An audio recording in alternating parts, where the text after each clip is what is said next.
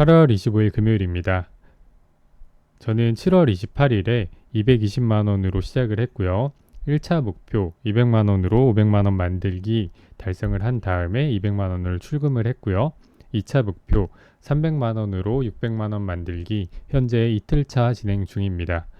오늘 보니까 이렇게 구독자가 7분이나 되셨더라고요. 그래서 너무 감사해서 영상을 찍지 않으려다가 좀 금요일이기도 하고 쉴까 하다가 이거를 보고 이제 영상을 남겨야겠다.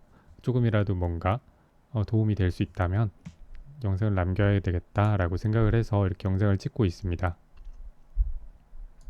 오늘은 이제 매매를 원래 거의 안 하려고 하다가 요것저것 보여서 여기저기 치고받고 하면서 수익도 나고 손실도 나고 하면서 마무리가 됐던 것 같아요. 아무래도 잭슨홀 미팅을 앞두고 있다 보니까 시장이 뭔가 할 종목도 점점 없어지는 것 같고요. 그래도 그 안에서 강한 종목을 찾아서 계속해서 그 상한가 가는 종목을 찾는 연습을 하면 그래도 나중에 좋게 그 연습을 하다 보면 결국 우리한테 수익으로 돌아오지 않을까 합니다. 오늘 그럼 매매했던 거 먼저 보겠습니다. 첫 번째로는 이제 포스코 DX입니다. 폴라리스 오피스 먼저 볼게요. 왜냐하면 얘는 이제 상타에서 들어왔다가 여기 일부 6% 정도 수익 구간에서 들고 들어왔는데 오늘 개파락하고 그 다음에 약간 이렇게 올라와 있을 때 정리를 했습니다. 그 다음에 여기 다시 돌파하는 그림이 나오는 것 같아서 매수했는데 윗꼬리 달리고 내려가길래 다시 정리하고 마무리가 됐습니다. 그 다음에 이제 포스코 DX 시큐레터도 먼저 했는데 시큐레터 같은 경우에는 어제 상장을 하고 그 다음에 오늘 완전히 위에서 시작이 됐어요. 그래서 이거 같은 경우에는 오늘 시장이 매매를 했던 이유를 말씀을 드리면 일단 어제 엔비디아가 개장 전 거래에서 8% 상승으로 시작을 했는데 막상 개장을 하고 나니까 계속해서 매도세가 나오면서 결국에는 보합까지 마감이 됐고 나스닥은 거의 2% 가까운 하락이 나왔어요.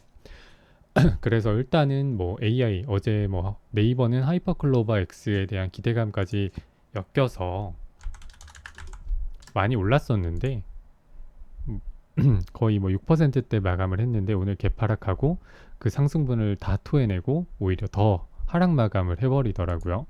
그래서 이런 걸 보고 이제 그 네이버가 개파락하는 걸 보고 폴라리스는 별 기대 없이 그렇게 정리를 했던 것 같습니다. 그래서 시큐레터 같은 경우에는 신규 상장주잖아요. 뭐 초전도체도 약간 애매해졌고 맥신도 약간 애매해진 상황이고 그나마 볼 게 신규 상장이랑 오염수밖에 없다라고 저는 생각을 했어요. 그 포스코 DX도 있었는데 이건 조금 이따 말씀드리고 시큐레터 같은 경우에는 일단 오늘 시가가 좀 높게 시작을 했습니다. 거의 17%에서 시작을 했는데 여기서 이제 이 구간이 5분선과 이격을 좁히는 구간으로 보여졌어요. 그 다음에 다시 여기서 이 시가를 돌파하는 모습이 나와서 매수를 했다가 바로 또 밀리는 모습에 일단 정리를 했고요. 여기 라인이죠. 보통 이렇게 시가가 높게 뜨고 하락을 한 다음에 쭉 빠지지 않고 다시 돌파가 나온다면 이런 구간 있죠. 이 시가와 여기 돌파하면서 거래량이 터졌던 이런 라인이 지지가 될 확률이 조금 높습니다. 근데 그렇다고 무조건 지지되는 건 아니고 그래서 이런 것도 손절을 잡는다면 굉장히 짧게 잡아야 되겠죠. 이런 식으로. 그래서 이거 같은 경우에는 눌린 다음에 다시 양봉이 살짝 뜨는 모습을 보면서 매수하고 이거는 거의 상한가 부근인가 상한가에 걸어놨는데 이게 딱 체결되고 내려가더라고요. 여기가 VI였네요. VI 풀리고 바로 매도하고 그 다음에 이렇게 밑으로 투매가 나왔는데 나중에 오후장에 다시 얘가 상한가를 갑니다. 그래서 만약에 제가 이거를 쭉 보고 있었다면 이걸 매매했을 것 같은데 제가 이때 또 다른 종목을 하고 있느라 다른 데 좀 꽂혀 있어 가지고 얘를 아예 못 봤습니다. 그래서 오늘은 좀 실패한 매매가 아닌가 라고 생각을 합니다. 왜냐하면 제가 추구하는 매매가 이런 거거든요. 무조건 주도주 매매, 그 중에서 대장주만. 그러니까 주도주인데 오늘의 주도주인데 그 안에서 대장주면 상한가 갈 확률이 높아요. 그러면 일부 물량이라도 그 상한가에 홀딩을 하고 있다면 갭상승 출발 할 확률이 높거든요. 그러니까 그 다음 날도 수익으로 시작을 할 수 있으니까 저는 항상 이런 매매를 하는 것을 좀 추구를 합니다. 하지만 높은 가격대에서 매수하는 거다 보니까 항상 그 리스크 관리를 철저하게 해야 됩니다.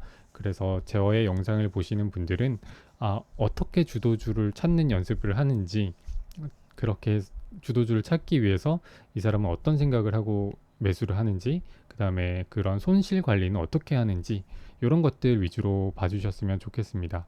그래서 CQ 레터 같은 경우에 이렇게 매매가 마무리가 됐고요. 포스코 DX는 제가 이제 이때도 종가로 한번 베팅했다가 시간 외로 정리하고 오늘도 또 매매를 했어요. 그 이유가 뭐냐면 여기가 이제 종가상 최고가예요. 여기가 종가상 최고가를 이때 돌파를 했어요.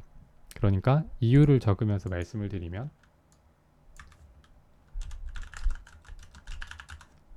종가상은 그냥 신고가도 아니고 역사적 신고가죠.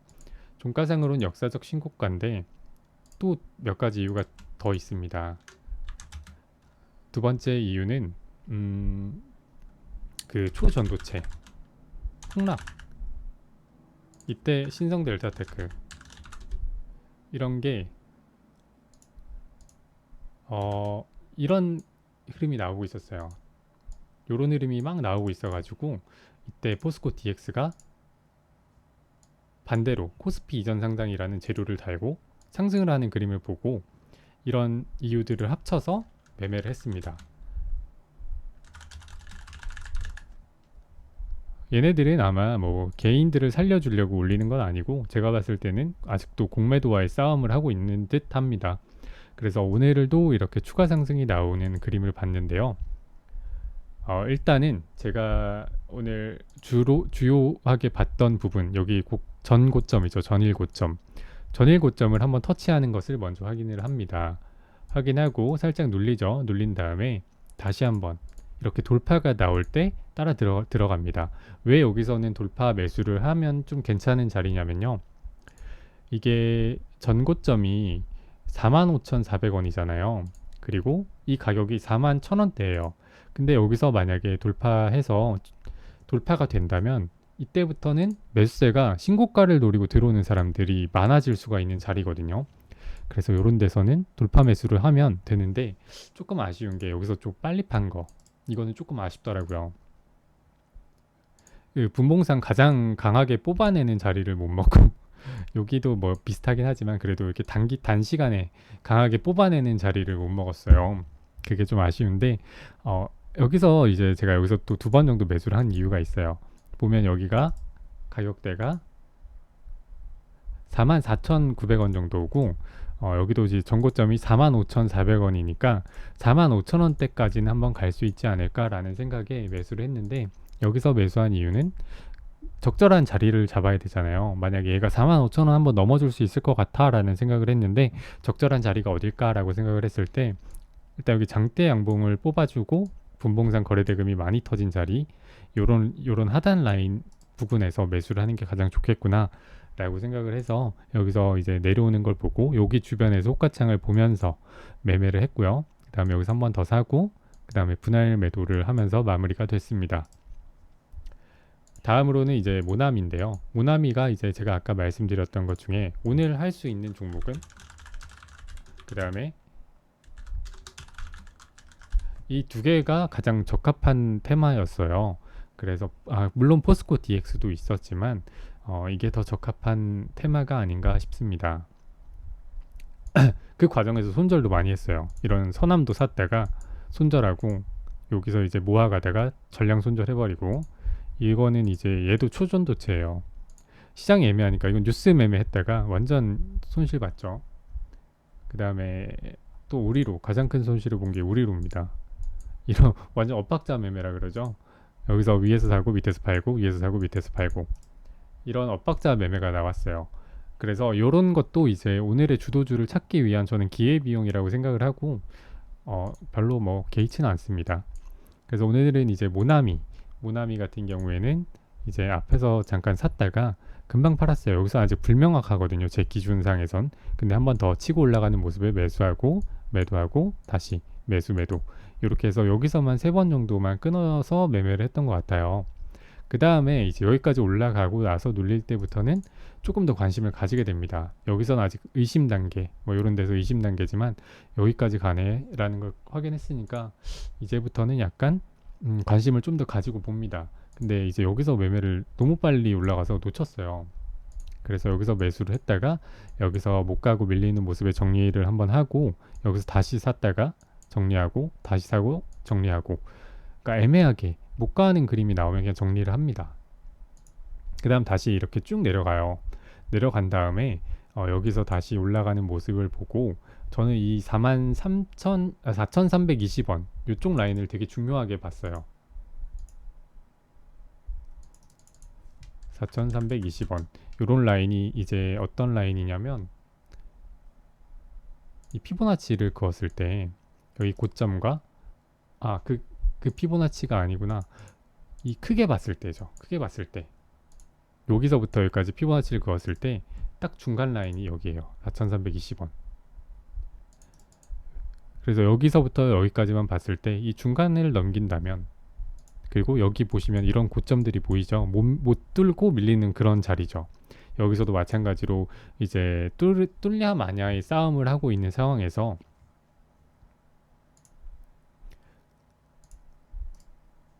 한번 뚫었다가 밀렸어요. 근데 다시 한번 4,320원을 뚫는다면 이거는 상한가를 갈 수 있겠다라고 저는 생각을 한 거예요. 그래서 매수를 했다가 여기서 돌파가 나오길래 가는구나 라고 생각을 했지만, 이것도 이제 돌파가 된다고 돌파되는 게 아니죠. 그 페이크도 많고 이런 페이크도 많죠. 이렇게. 그래서 다시 밀리길래 여기 밑에서 다시 한번 여기가 깨지면 투매가 나오니까 이 밑에서 다시 한번 추가 매수를 한 거죠. 그 다음에 다시 절반을 매도했고요. 여기서 다시 하는지 알고 매수를 했다가 다시 한번 여기서 매수가까지 와버립니다. 그 다음에 다시 돌파가 되길래 그럼 그렇지라고 생각을 하고 있는데 이렇게 밀립니다. 보통 이렇게 돌파를 해야 되는 자리에서 밀리면 좀 크게 밀리는 경향이 있어요. 그래가지고 여기서는 그냥 다 팔았다가 여기서 잠깐 짧게 샀다가 팔고 마무리가 됩니다. 이렇게 해서 모나미는 정말 치고받고 많이 하면서 마무리를 했던 것 같아요. 여기서는 결국 일부 손절이 된 거죠. 그러니까 이거는 이제 경험에 의한 건데, 뚫어야 되는 자리가 4,320원인데 여기를 뚫었다가 빠르게 내려와 버리면 이거는 털기일 가능성이 많아요. 여기서 산 사람들 다 손절시켜야지 하고 이렇게 내려 꽂는 경우가 많단 말이에요. 그래서 빠르게 정리를 하고 나온 케이스입니다. 그러면 뭐 오늘 매매는 대충 요 정도 보면 될 것 같고, 그래서 오늘 수익은 좀 이제 뭐 올라갔다 내려갔다를 많이 반복해서 이렇게 22만 원 정도 수익이 났습니다. 그래서 7월 28일부터 해서 누적으로는 이제 327만 원 정도 수익이고요. 여기 어제 200만 원을 출금해서 300만 원으로 시작이 됐고 오늘은 350만 원 정도로 마감이 되어 있는 상황입니다. 아직 600만 원 가려면 멀고도 멀었습니다. 그래서 매일매일 이렇게 치열하게 매매를 해야 될 것 같습니다. 그러면 이제 앞으로 제가 생각하는 다음 주 시장에 대해서 잠깐 말씀을 드리면요. 일단은 오늘 잭슨홀 미팅에서 어떻게 결과가 나올지 모르겠어요. 그 미증시 반응이 가장 중요하지 않을까라고 생각이 들고요. 거기서 만약에 어제 하락했던 부분을 다 되돌리는 상승이 나와준다면 다시 한번 빠졌던 반도체나 AI 쪽에서 매수세가 들어오지 않을까라고 생각을 하고 있고, 뭐 어제랑 비슷하게 또 약하게 또 빠져버린다 이러면 다음 주에도 역시 제가 보는 테마는 딱 이거예요. 신규 상장주랑 일본 오염수, 그 다음에 아직 그 초전도체 그 이석배님인가 그분이 아직 안 나오셨죠. 그리고 검증의 결과도 아직 안 나왔고요. 그래서 한 요 정도까지는 이제 테마로 볼 것 같고, 일단은 이 일본 오염수는 오늘 뉴스 같은 걸 좀 봤는데 뭐 그렇게 뭐 문제 없다 이런 식의 보도가 좀 많이 나오고 있는 것 같아서 다음 주에 반응을 조금 봐야 될 것 같지만, 그래도 시장이 좋지 않을 경우 이 오염수 관련해서는 아마 굉장히 많은 사람들이 집중을 하고 있을 거예요. 그리고 우리나라뿐이 아니라 이 초전도체도 그렇고 이 오염수도 마찬가지고 약간 세계적인 이슈거든요.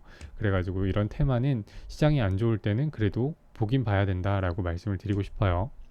그러면 일본 오염수도 많잖아요. 뭐 닭고기도 있고, 그다음 중국 관련된 음식들, 뭐 푸드나무 이런 것도 있고, 그다음에 뭐 있죠? 소금 있고, 그다음 수산물 뭐 이런 것도 있고 굉장히 테마가 많아요. 오늘 했던 반일 테마 이런 것처럼 테마가 이 안에서도 굉장히 여러 개로 나뉘어집니다. 이런 초전도체도 마찬가지죠. 그냥 초전도체가 있고 그다음 양자 컴퓨터가 있고 그다음 뭐 맥신도 있겠죠. 맥신 같은 경우도 있는데 일단 맥신은 힘이 좀 많이 빠진 것 같아서 일단은 당연히 보긴 보겠지만 일단은 후순위로 약간 밀어뒀고 일단은 저는 이 두 개가 더 우선순위에 와 있는 상황입니다. 그래서 만약에 다음 주에 시장이 애매하다 싶으면 일단 소금은 중국 사재기 중국에서 사재기를 하고 있다고 합니다. 근데 중국에서 발표를 했죠. 재고 넉넉하다 사재기 하지 말아라. 그리고 우리는 대부분 그 바다에서 소금을 채취하지 않는다. 우리 한국과 달리 바다에서 채취하지 않는다라고 말을 했어요. 그러면 한국과 달리가 저는 보이더라고요, 눈에. 그러면 이 한국과 달리라는 말, 우리나라는 대부분 바다에서 채취를 한다는 거잖아요. 그래서 이렇게 소금 관련주들 관심을 조금 가질 것 같고 수산물 테마 같은 경우에는 잘 모르겠어요. 왜냐면 그냥 사람들 소비자 입장을 생각했을 때 소금은 먼저 사재기를 좀 해놔야 될 것 같은데 라는 생각이 드는데 수산물은 그냥 이제 좀 기피하고 싶은데 라는 생각이 들어요. 우리나라 건지 일본 건지 모르잖아요. 그러니까 그냥 기피하고 싶은데 라는 생각이 들고 이런 대체 식품인 닭고기 요런 게 이제 요런 것도 좀 볼 것 같고 그래도 중국에서 지금 난리를 치고 있으니까 그리고 윙이푸드가 오늘 점상을 갔잖아요. 그럼 푸드나무랑 윙이푸드도 같이 봐야 된다라고 보여집니다. 그다음 바닐 테마 같은 경우에는 일단 모나미가 제가 아까 중요하게 생각하는 요 라인이죠. 4,320원 요 라인에서 막혔어요 한번. 그래서 한번 쉬어가는 흐름이 나온 다음 다시 돌파가 나오는 그런 양봉 안에서 매매를 해야 되겠다라고 생각을 하고 있고요. 그래서 일단 우선순위는 요렇게 요 정도 닭고기, 중국 소금 정도로 우선순위를 둘 것 같습니다. 그리고 만약에 시장이 좋을 경우에는 당연히 반도체겠죠. 반도체랑 왜냐면 엔비디아가 시장을 주도하고 있거든요. 그래가지고 엔비디아와 관련된 게 반도체니까 그래도 우리나라는 반도체 관련주들을 좀 노려볼 것 같고 그 다음에 네이버 관련해서도 네이버가 다시 이렇게 올라와주는 그림이 나와준다면 AI 쪽도 같이 함께 봐줄 것 같습니다. 그리고 마지막으로는 이제 포스코 DX가 한번 밀렸잖아요. 이렇게 고점 돌파 실패하고 밀렸는데 그래도 아직 고점 부근에 있으니까 한 번 더 돌파를 시도하러 갈 수 있지 않을까라는 생각을 하면서 매매를 할 것 같습니다. 그런 걸 볼 것 같아요. 스마트 뭐 레이더 어쩌고 저쩌고